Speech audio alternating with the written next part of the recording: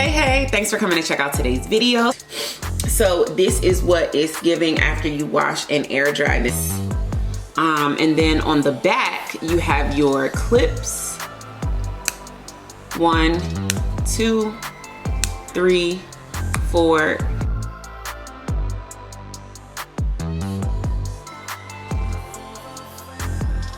Just a little above. Do this one right here. Place this here.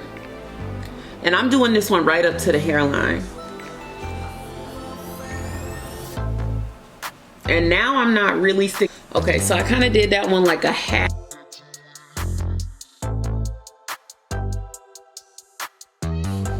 And I'm gonna try to trim it right up. Okay, there we go. Flip in. We're going to lay it here. Place it forward. And then flip the hair back so that we can